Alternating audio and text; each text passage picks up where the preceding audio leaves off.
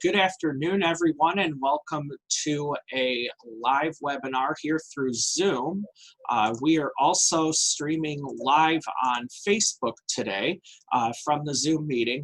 If you are watching on Facebook and would like to participate in the discussion in the second half of this webinar, please click the link in the description to get the Zoom meeting info.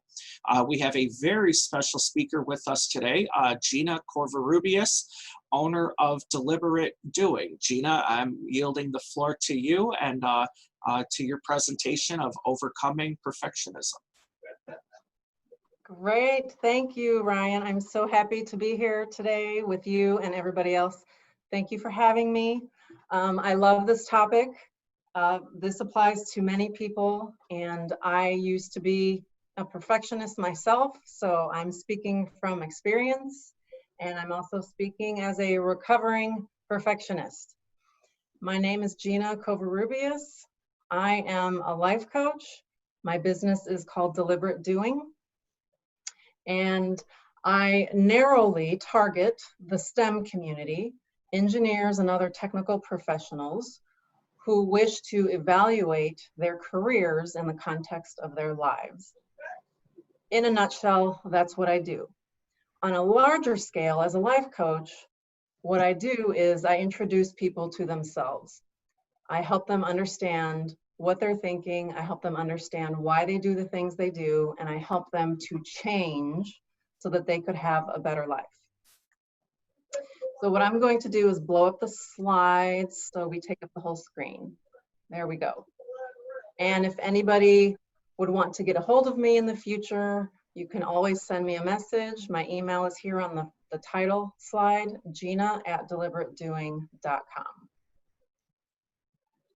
Moving forward, here is my presentation outline for today.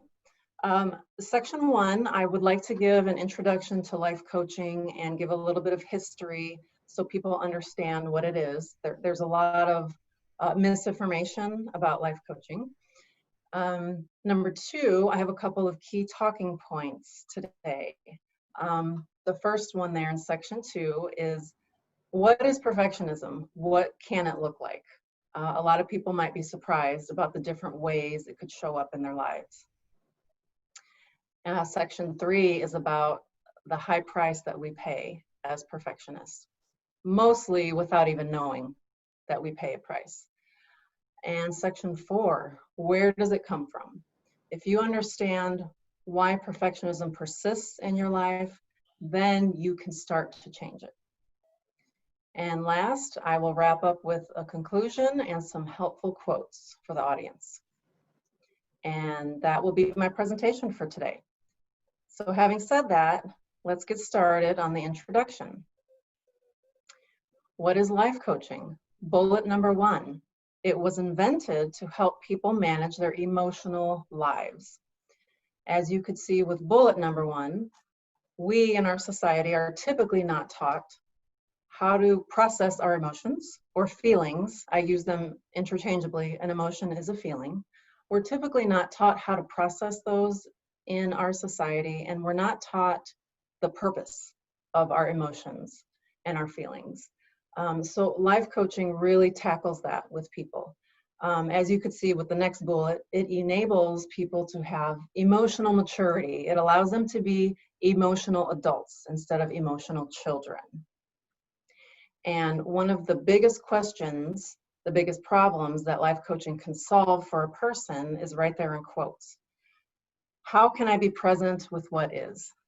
Instead of resisting reality, instead of trying to change circumstances, life coaching teaches a person how they can accept what's going on around them and still be emotionally okay with who they are. Contrary to popular belief, life coaching is not about being optimistic 100% of the time, and it's not about being happy 100% of the time. What it is it teaches how to be present with what is, whether that's good or bad. Bullet number 2, life coaching fills a gap in our society. There are many people who go out and seek self-help books and self-help videos and they kind of take an informal approach to improving their lives. And then there's the other extreme. People will pay a therapist and go to therapy to help them get their lives under control. So what life coaching does is it fills the gap in between the two. It is mostly for ordinary functioning people who just want to make their lives better, or for ordinary functioning people who want to maximize their output. They want to live as happy of a life as possible. So life coaching will help fill that gap for them. And life coaches, by the way, are usually certified. It is an unregulated industry, so if you hire a life coach, I would recommend you find out whether or not they are actually certified, because anybody can call themselves a coach without having a certification. And moving on to the third bullet, life coaching helps you understand what you're thinking and why. This is really, really important, because most of us don't stop and take the time to think about our thoughts. Most of us don't stop and ask ourselves, well, what am I thinking today? Why am I thinking that? So life coaching really helps you dial into what you are thinking. And it may on the surface seem obvious to you what you're thinking, but as a life coach, I'm trained to help you do a deep dive and figure out how one thought leads to another, and so on. So bullet number one there is very important. You must understand yourself before you can change yourself. Bullet number two, life coaching is not advising. I do not tell people what they should do. I don't offer advice. That is not my role. I'm not a counselor. I do not have a certification or a degree in counseling, and I'm certainly not a therapist. So as a life coach, what I do is I ask questions and I guide people down a path to help them discover their own answers for themselves. That's the best way I can describe it. So that is just a little bit of a background on what life coaching is and how I operate as a life coach. Let's move on to section 2, forms of perfectionism. What does perfectionism look like? It presents itself in many inconspicuous ways. Let's go down this list. Number one, it's an idea. It's an idea that you hold that anything short of perfect is unacceptable. Number two, it's an urge. If you always have a chronic urge to not make mistakes and to make sure everything is perfect, you're probably a perfectionist.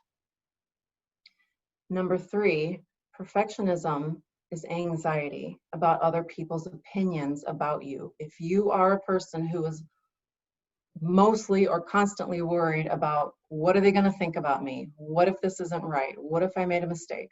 What are they going to say about me? Then you're probably a perfectionist. Number four, perfectionism is a trade-off. When you are perfect, when you are making the 9th change, the 10th change, the 100th change to your document or to whatever project you're working on, that means you're not exposing yourself. That means you're not putting it out there in the world for other people to see and maybe criticize it.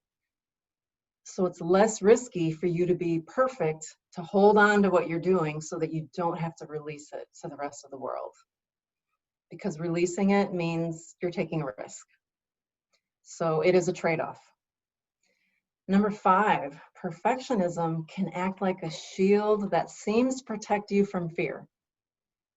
If you are afraid, once again, of either making a mistake, of having to answer to somebody else, of facing criticisms about your own work, perfectionism can allow you to avoid that.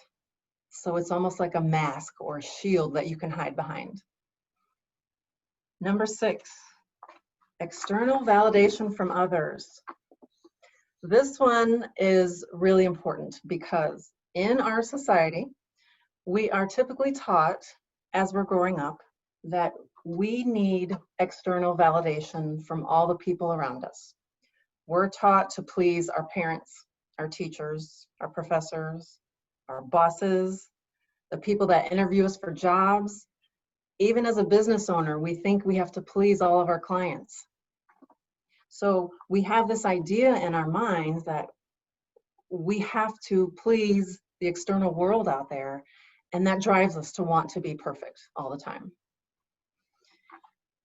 Number 7, perfectionism is a symptom of a greater issue. A lot of people might think for themselves perfectionism is a problem. It's not a problem, it's just a symptom of a bigger problem, which we will get to in a couple of slides. So there are probably others that I left off of this list, but these are the most common, and these are what I see the most in my clients, and certainly it's what I saw in myself a long time ago.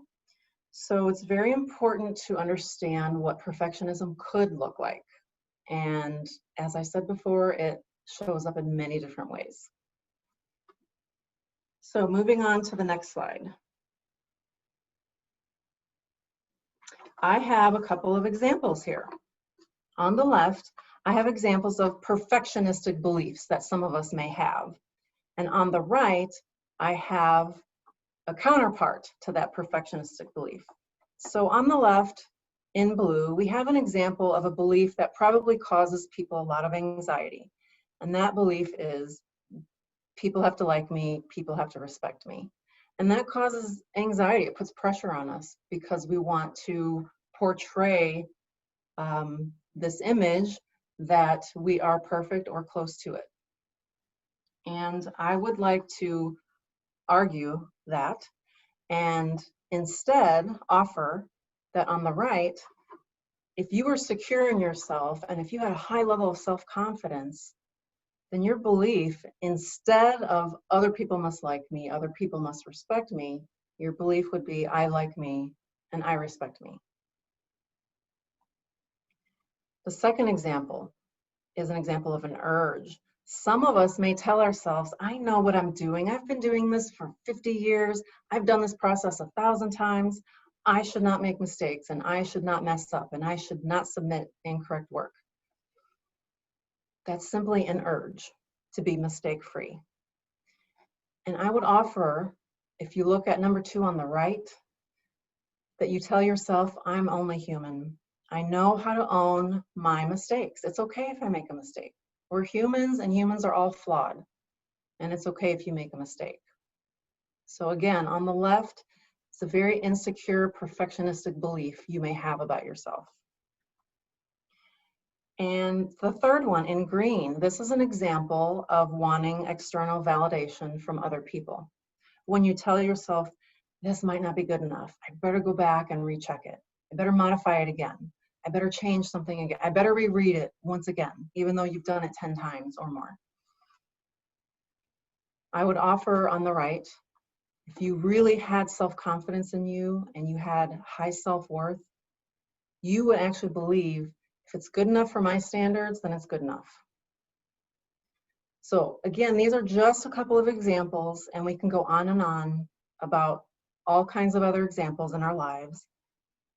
But I want you, with this slide, I want you to be aware that for every perfectionistic belief or thought that you might have about yourself, if we tweaked it a little bit and if we worked toward believing different things about yourself, then you can drop some of that perfectionism. The next slide, section 3, the price you pay for perfectionism. It's a high price, people. Perfectionism, bullet 1, costs you your purpose on earth. Your purpose here is to grow and evolve and pursue things and to be creative and produce something that makes this world a better place. If you are hiding behind perfectionism, you are not going to be able to maximize your output in the world. You are not going to be able to take advantage of your strengths and your talents and your abilities. And you also won't be able to strengthen the existing abilities that you have. So it's a very high price to pay. Bullet 2, perfectionism will stunt your human growth and it will hinder your contribution. The first arrow says you're going to avoid failure. If you avoid failure, how are you supposed to learn? Avoiding failure means you're staying comfortable and you're not learning from your mistakes. And that's why we're here, is to learn. Bullet 2, you're taking the easier road. You're remaining comfortable. Our brains want to be comfortable. Our brains were designed to want to stay comfortable. So for some of us, it's difficult to get past the failing and the making mistakes. But if you can get past your failures and your mistakes and grow and evolve, then the sky's the limit for you. Arrow 3, it inhibits your self-confidence. So this might be a little bit counterintuitive, because people might argue, well, if I keep putting perfect work out there, then nobody's going to come back at me and say that I made a mistake, and therefore my confidence will grow. Okay, now on the surface, that may be true. But if your confidence is growing as a result of your perfectionism, and then all of a sudden somebody comes to you one day and says, I found this mistake, you better fix this, you may fall flat on your face. You may not know how to deal with that, and it might hit you really hard. So here, the key is to fail as you go along. Make mistakes as you go along. That is what builds your self-confidence, getting over and learning from your mistakes. Let's move on to section 4 now. Where does perfectionism come from? Why does it exist in some of us? Starting on the left, perfectionism is just a symptom. It comes from fear. Fear comes from your insecurity with who you are. Your insecurities come from your self-doubt. Your self-doubt is based on your self-worth and your self-confidence. And that involves what you think about you as a human being. The higher your self-worth, the lower your level of perfectionism will be.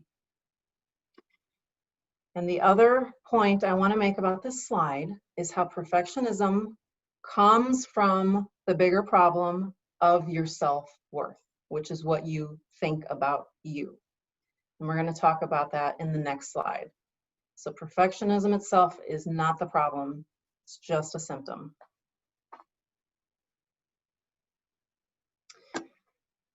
So where does perfectionism come from? Bullet 1, it comes from a lack of internal validation. In other words, you're wanting to please the world around you. If you learn to please yourself and be okay with yourself and who you are, as the first arrow says, if you can trust yourself and have your own back, no matter what decision you make, and if you can own your mistakes, that will bring you high self-worth. Internal validation sets the tone for your self-confidence. So the more you can validate from yourself and be okay with that, the higher your self-confidence will be. And bullet number 2 is another extension of what self-worth looks like. What do you believe about you? Self-worth includes, arrow number 1, all of your opinions and your thoughts about you as a human being. Despite your education, despite your background, despite your status. Your self-worth is all of your opinions and thoughts about you. Arrow 2, self-worth includes having compassion for yourself, for your faults. As I mentioned a few minutes ago, all of us are human and humans are flawed. Therefore, you are flawed. It's okay to have compassion with yourself. It's okay to recognize you're going to make mistakes, and not everything is going to be perfect or mistake-free. Arrow number 3, self-worth includes unconditional self-love, and that includes self-care. So when you can learn to love yourself, no matter what, unconditionally, you will also learn how to take care of yourself. And that leads to high self-worth and high self-confidence. And some people can love themselves when things are going great, and when life's good, when the job is good, and everything is kind of rolling along just fine, no hiccups. It's easy to love yourself during those times. It's not so easy to love yourself when you get laid off because your company downsized, or maybe you went out and made a stupid decision. You forgot to wash your hands, you got COVID, whatever the circumstance. It's harder for people to love themselves when they recognize their flaws and when they understand that they made a mistake. And my challenge to the audience is to try to love yourself unconditionally, no matter what. Bullet number 4, self-worth includes having curiosity and wonder with yourself. When you make mistakes or do something wrong, or somebody doesn't like something you did or said, instead of being critical of yourself and instead of judging yourself, I would offer that maybe you could try instead being curious and wondering, and say to yourself, I wonder why I did that. I wonder why I said that and why I acted that way. I wonder why I lost my marbles in that situation back then. What was I thinking, and what would I do differently next time? Okay, that's very different than self-judging and being self-critical, because self-judgment and self-criticisms in a negative way will not build your self-worth. They will destroy it. And the last arrow, self-worth, also includes the capacity to receive and to have. And I want to give an explanation because it may not seem obvious to some people on the surface. The best example, or the easiest example, and this is extreme, but I would use, is a child who grew up without receiving love and emotional support from their parents. Okay, perhaps you know somebody like this, maybe not. Again, this is just an extreme example that I thought of. That child is going to grow up and become an adult. As an adult, they may try to date another person and have a relationship with another person. And if that other person tries giving them love and emotional support, that child that grew up without knowing love and emotional support is going to say, what are you doing? Why are you treating me like that? In other words, that child that grew up to be an adult doesn't have the capacity to understand love and emotional support. So if you can have the capacity to receive and to maintain a high level of self-confidence and self-worth, then again, you will notice your perfectionism dwindling. So moving on, we are at our conclusion, section 5. So the biggest takeaway from today is that as your internal validation grows, your need for external validation from other people decreases. And how do you gain internal validation? You work on your self-worth and your self-confidence. Arrow number 1 says, perfectionism is rooted in negative emotion, never self-love. So there may be times for the audience members where they might feel like they want to be perfect in a certain situation or circumstance, but it's for a good reason. And if you like your reason, and if it's not holding you back, then by all means, go for it. What I'm talking about today is chronic perfectionism that holds us back from our lives and from maximizing our output. And arrow number 2 says, as a life coach, I train others to help them build their self-worth and their self-confidence. So perfectionism might be one thing that we're working on. When people have low self-worth and low self-confidence, it may show up in other ways besides perfectionism. It may show up in the fact that they don't take care of themselves physically, or maybe they drink a little too much alcohol, or maybe they indulge in a little bit too much TV, or it could look many different ways. Today, we're talking about perfectionism specifically because it's such a common issue, and I do believe that business owners struggle with this sometimes. Bullet number 2, be onto yourself.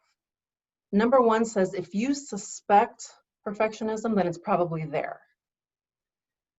And number 2, if you suspect that it's there, ask yourself, what am I afraid of? Am I afraid of what they're going to think?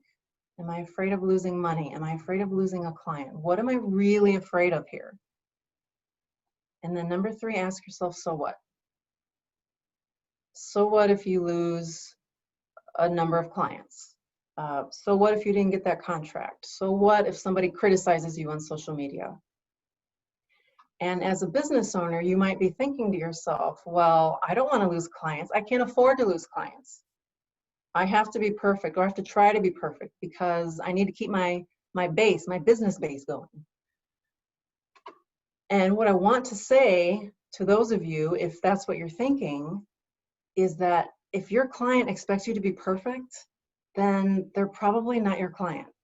And you may just want to go and find someone else anyway. Because if that client wants you to be perfect, guess what? It's not going to happen. You are going to make mistakes, and not everything is going to be to their satisfaction. Now, if you have a great working relationship with them and they can get over that and they can see that and understand it, fine. But if they expect perfectionism out of you, then they're probably not suited to be your client. Moving on. The last slide to my conclusion is helpful quotes. And these are some quotes that I look at on a daily basis, and they certainly help me. Number one, done is better than perfect. By far, I'm speaking from experience, that is absolutely true. Failing is information, okay? When you make a mistake, when you fail, that is information for you. That's helpful, that's useful. Don't think that it's bad. The third one, discomfort is the path to my dreams. This goes back to what I was talking about, how our brains want us to stay comfortable and our brains resist work. Okay, when you put yourself in the path of discomfort, you're growing, you're evolving, you're doing the things that you're supposed to be doing as a human. And the last one is doubt your doubt.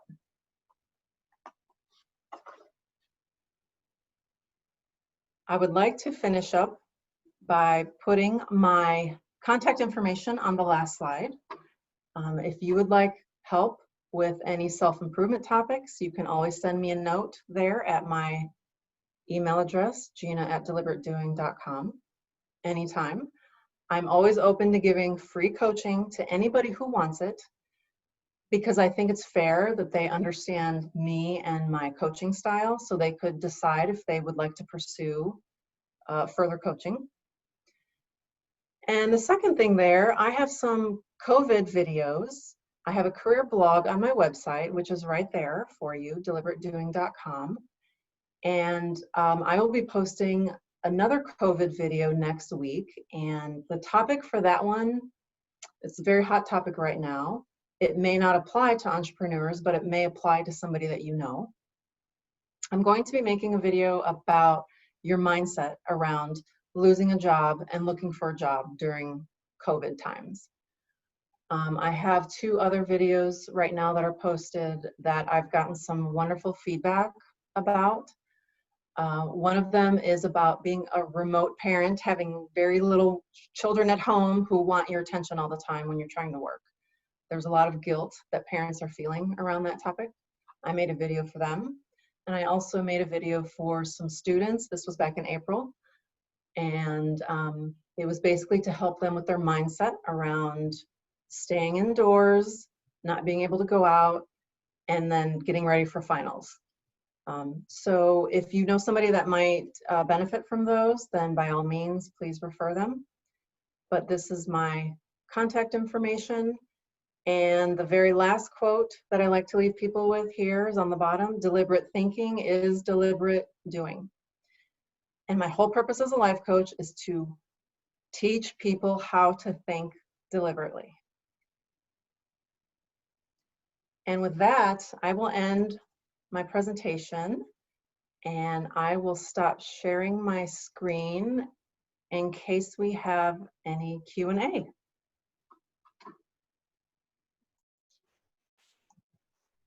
So at this time, for those of you, Carly and Christian, here on the Zoom webinar with us, please feel free to unmute yourselves and ask any questions that you have for Gina.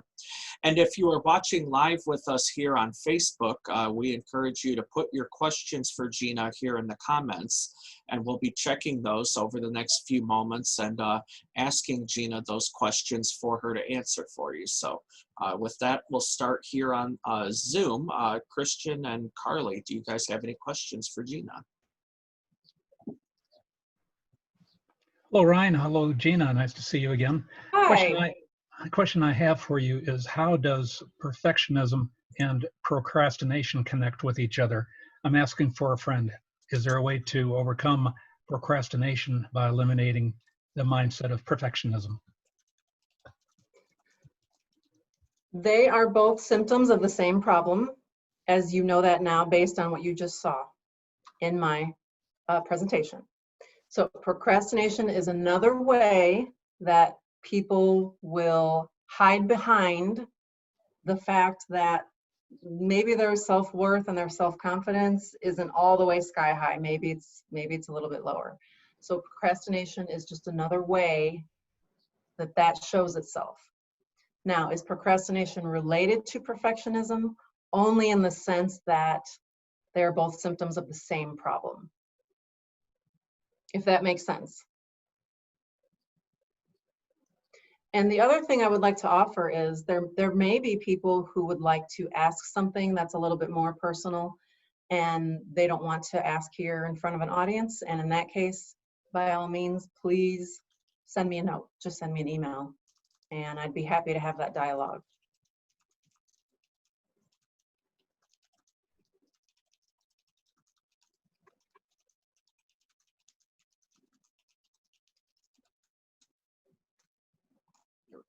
Gina, I have that added to the comments here on Facebook as well, that if they'd like to ask something they're not comfortable with.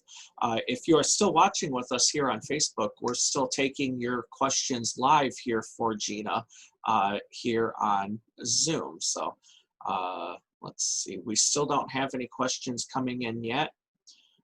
If you would like, Christian or Carly, since you're on Zoom here with us, do you have any other questions for Gina?